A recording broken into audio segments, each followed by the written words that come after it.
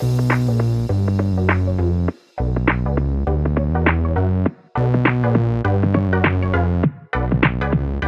welcome everybody to another episode of Chris and Dave's Reality TV Cast. I'm one of your hosts, Chris, and my co-host and very good friend is Dave.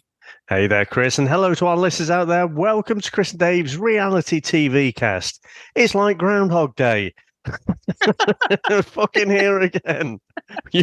We're covering Married at First Sight, Australia, Season 10, Episode 34. We're nearly there, Chris. Fucking nearly there. Are we? Late on Really? a Monday night. Oh my God. This is the end episode, really. We've got the reunion to go, but Dave, I've got to say, fuck-a-doodle-doo. We are there, my friend. We are in the home straight. I thought this was going into next week, but it looks like it's not. As you've just said before we started recording, don't give me hope, Chris. And then there's another 2 episodes. But I think this is it all wrapped up. So thank God for that. So, Dave, we get the final 3 couples.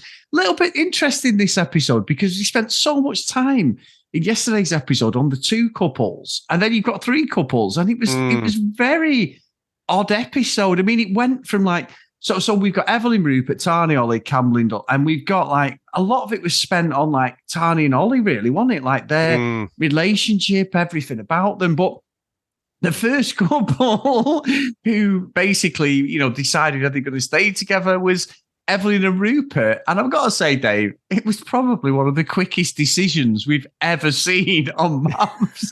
And it does, I mean, I stick by what I said. I think Evelyn has been a great contestant. The way she went at Harrison and that, great.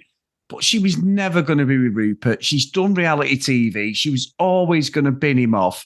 And I think she absolutely revealed her hand as an absolute game player. But Rupert also didn't offer much to keep her interested as well. So what did you think of that, Dave? I wasn't surprised, I must admit. I just loved the way she fucked him off. That was great. Yeah, it was good, wasn't it? But I not the best fuck right off of the episode. I'm sure we'll get onto that later. But I kind of feel like, all right, we know she's an influencer. We know she's done all these other shows before. But again, part of it is just the story of the season, isn't it? So, are they going to finish off and they've been together and then at the reunion, oh no, it didn't quite work out. So I think if she'd have been put together with a Duncan or someone like that, I think there is a chance that she might have said stay. But fucking Rupert, talk about having fuck all. And his speech, right? She seemed to take it quite well. She'd obviously checked out by that point. He was like, "Yeah, I don't really think you've been putting much effort into it." It's like, she's going to fucking launch for him in a minute because, from what I can see, she's been doing all of the kind of pulling for the relationship, and he's just stood there like a fucking wooden board or something, and like.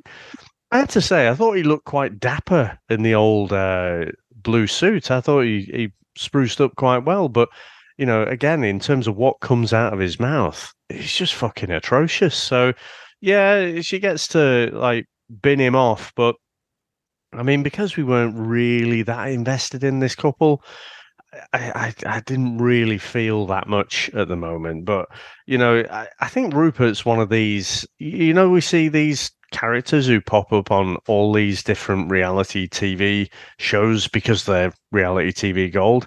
Yeah, Rupert's definitely not going to be one of those. I think we've seen the last of him apart from the reunion. She's just fucking terrible. But Evelyn, yeah, she'll probably be on Love Island next year, I imagine. Without a doubt, I agree. And like you say, you're right. We just weren't invested, and they were the intruder couple, weren't they, as well? One of them. So, yeah, with you completely. Now, Tani and Ollie, we should be celebrating it, Dave. We should be celebrating because, to be fair, and obviously, hopefully, everyone's watched the episode. These are the only ones who actually stayed together on this fucking commitment ceremony. It was so lovely. His speech was lovely. Everything. They make me fucking sick, Dave. I'm sorry. They make me sick. Oh, come on. No, they don't. I'm joking. It's just like... But it worked. For once, it worked. These are the only couple, really, who I'm invested in and to stick together. So, Yeah, I mean, obviously Melinda and Leighton have, but let's see how far that one goes after the show. But with them two, I genuinely believe these two are going to be together and potentially have children. And that, Dave, there's a rumor about that. So Oh, not for really? them. There's a rumor that a couple, one of them having a baby or something. So let's investigate that, Dave. On where are they now? I don't know who it is, but yeah, so I could see these two, full wedding, everything. They've done all these fucking no marks on this show will be at the wedding, won't they? They'll fucking rinse every last sinew in his fucking fame that they've had, Dave. Unbelievable. So I'm kind of invested in Tony and Ollie. I think, yeah, they're a bit dull in terms of what we want to see. We want to see the drama. We want to see all the messiness. But like I say, you've got to have at least one couple that validates that there is actually some science, even if it's as much science as like me and you saying, yeah, these two look like, they're at the same point in their lives. They're after the same things. They're having the same challenges with like online dating and stuff. They look like they could be a good couple. Don't bullshit us that there's all this other science. It's like the fucking T-File team in the background with the massive heads and brains. But I think they were trying too hard to make us worry about this couple, and it just didn't land for me. They were, Ollie's saying, "Oh, well, I didn't realize how much, it'd be difficult. I'm really glad to be home and stuff, see my family and my friends and everything." I'm like, yeah, but surely if you think you've found your soulmate and you're young, fucking go live there by the fucking beach for a few years, 2, 3 years or something. If it doesn't work out, fucking move back home then. Probably your family are still going to be there. Your friends are still keep in touch. It's not like, the whole world was communicating with Zoom not so long ago. So I just didn't really ever buy that he was really wobbling. I thought they were just trying to play it up way too much. But I'm genuinely happy, that these two are together. And like you say, I think these two you can say, okay, I can see these for the longer haul. I was happy that Leighton and Melinda stayed together, but there's no fucking way. What do you reckon? Over or under? They're gonna be split up by the reunion, Melinda and Leighton. Maybe not the reunion day, but they're not going to see till Christmas or even the summer. I think maybe a 6-month relationship. And then they'll have a board meeting and cancel each other out and sack each other. It'll all be minuted. Yeah, be minuted. Fucking redundancy letter from Leighton to Melinda. Sorry, I just can't carry on. There's no position for you anymore in my fucking life. So, yeah, I think so. Given that it was a few months and, they'll be outside the experiment, they won't have the counseling sessions on the sofa, no feedback, no interference from outside.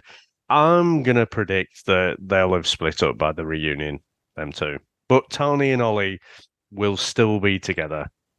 Yeah, I think so. I think they're the only such. Well, hey, if you say that, in fact, let's just talk about our favourite couple, Dave. Oh, no, actually our favourite couple, but our favourite joiner, Dave. Obviously, Harrison was a trader. He was a joiner stroke builder. And then we had Cam, the secret agent who lives in a fucking bush for 6-7 months at a time and chopping wood. Now, I've got to say, Dave, I loved Lyndall's mum. She was great. She was like, she explained what had happened. She's never really had that choice to do that. And she's like, well, he doesn't actually care about you, does he? He doesn't care for your feelings, Yeah. I know I'm paraphrasing it, but she was right. She was like, Lynn's finally got some support. She went to Cam's fucking place. She was on her own. He didn't really give a shit about her. He told her his fucking bullshit story that once he got home, he'd be a different character. And he wasn't. And he was one of them fake good guys for me. I'd never liked him. There was something off about him. I've got to say, though, the fucking payoff for the speech was outstanding, Dave.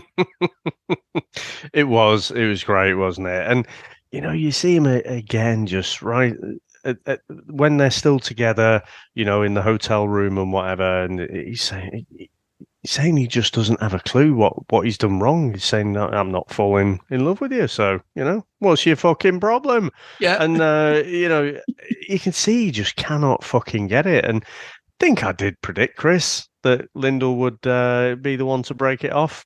But Yeah, okay, I'll give you just gonna that. put it out there. But it was fucking great the way she did it, because she said her piece, and he's like, yeah, nice one, fair enough. Yeah. And then he goes to get his speech out, and it's that bit that's gold for me. It's like, not so fast. It doesn't fucking matter what you say, and I think she knows that whatever he says, it's gonna fucking hurt, because he's consistently hurt her with his words. For probably since that first week when it all seemed to be going so well. And he's just been an absolute knob since then, and just fucking absolutely clueless. So I like the fact that she fucking cut his legs off and was like, no, keep it to yourself, mate. You had your chance. Fuck off. And he spat his fucking dummy, and that just made it all the better, Chris. All the fucking better. He's like, I'm out of here. Come on, let's go. I'm like, fucking yes. Get in. Well done, Lyndall. I was fucking delighted, Chris. I was, honestly, I'm with you, Dave, because she deserved that. She deserved that bit of redemption, really. She's been so passive towards him, hasn't she? We've had a few blow-ups, but she's always backed down. She's always seen that there's a good person in there. He's just a prick, isn't he? He's just someone who's never had a relationship. His mum's there in the background, spitting bullshit to him. She would have been an absolute noose round Lyndall's neck in the relationship anyway. Lyndall would never have been good enough for her boy. And you're right, it was his fucking pan of piss face when he was trying to hold it together when she called him out, because his speech was never going to be nice. He'd already, like you said, I don't think he would have intended to offend her, but he'd already said to her, every time he speaks to her, he offends and doesn't see what he's done. Yeah. So he'd already said to her, I love you as a person, I'm just not in love with you. And she's like, well, can't you see? That's what you said before when you were on the bed watching the video. He's like, can you not see why I'd be upset? He would probably say something like, I just don't fancy you. Yeah, you're not my type, blah, blah. He'd say something really off, and I think she was right. She cut his legs off, as you said. I fucking loved it. However, Dave, it looks like in the reunion, someone's been sexting another fucking contestant, Dave. And the whole thing's been pointing to young Cam there. So, Mr. Sly, I don't show emotions. I got a feeling I know who it is, Dave, and I've not even looked it up as well. So, Well, I think, given the radio interview, and we discussed this, I'm sure, a few weeks ago, but it all kind of fades into the mist of reality TV. Yeah, maybe you've told me subliminally. The last few months have been a blur. So what's her name? Was it Tanyelle? The one who's fucking the nurse? Taylor, that's it. Yeah. Tanyelle's Love Island, wasn't it? For fuck's sake. It is all faded into one day, if you're right. So, yeah, Taylor, pretty sure it's going to be her. I think you're right, yeah. Now you've just said that. Yeah.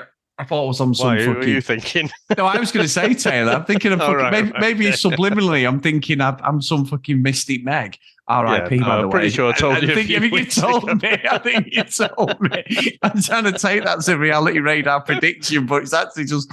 We've done that many fucking episodes. It's just all fucking... I don't know what's true or not, but yes, it would just show it. I mean, that hug said it all, didn't it? One episode before that, he's saying he doesn't fucking show emotion and that. And fucking Taylor, I suppose he doesn't even know. He's like, oh, come here. I will sort you out. Don't worry about that. How are you? How are you feeling? He's like, fuck off.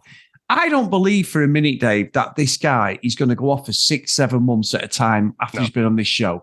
He's going to be on reality TV now. He's going to be hanging around with all these other fucking dead legs off this show. And they're going to be on everything in Australia, without a doubt. Or they'll probably do a fucking Jesse from come over and do Love Island or something. Well, he won't do Love Island, but I'm sure some of them will. A bit like fucking, what was he called? Shuey, who's on Love Island Australia. Al. He was on Maths, wasn't he? So, yeah, I think we've not heard the end of it, but I can't wait for the reunion. The fucking reunions are the best things usually about these shows. It's got to kick off because we're going to have Dan, Shannon, Harrison. Oh, God. I mean, it looks like Alyssa. Have you seen the actual preview for the episode, Dave? I did. And, oh my God. Can Alyssa get any worse? I'm not joking. Like, I gave you everything. Well, kind of. every other Saturday, wasn't it? And a Wednesday. Is that everything? She just gave him a load of abuse, Dave. That's what she did. You're fucking horrendous. I have a child. Really? I didn't realise she hadn't mentioned it before. So yeah, but it's completely consistent. I hate to say it, Chris, that she does need, like, I think she needs professional help before she gets into another relationship. And it was an unintentional laugh there, but genuinely, we've pretty much called it right. That her version of reality is not the one that we see, and it's nothing to do with fucking editing or anything. They're literally, she's reflecting on the conversations that we see. And the way she recounts them is just fucking bizarre. And I don't know if it's a deliberate thing or she's just really good at gaslighting. But I mean, she's going to be in for a world of heartache herself. But also, she's a bit fucking toxic for other people as well. You could see the effect it had on Duncan. And there aren't many blokes who put up with, what Duncan was putting up with. Yeah. Exactly, and I hope he gets his redemption, Dave. With that, I hope he actually speaks up. I think he'll be all right. Oh, sorry, you mean in the yeah? Oh, yeah. I believe he will be all right, Dave. I think Duncan will do very well. I did see, actually. No, I know who he's with now. I know who he's with as well. I've seen it. Yeah. Well, we'll talk about that on another. Let's talk about that then. Where are they now? Section, Dave, on the episode. But no, anything else, Dave, before we ride off into finish this season off? No, I fucking hope you're right. We've got 2 episodes left. You're gonna hate me. You're gonna fucking hate me. He's like, life, here I come again. I haven't seen you for a while. Chris, I'll see. When I say to you, we'll see Sunday, you'll be like, fuck off. I can feel the fist coming down the phone, Dave, like Dick Dastardly. Remember Catch the Pigeon? He'd be fucking straight on like me. Tom and Jerry, where the fucking hand is coming through the phone.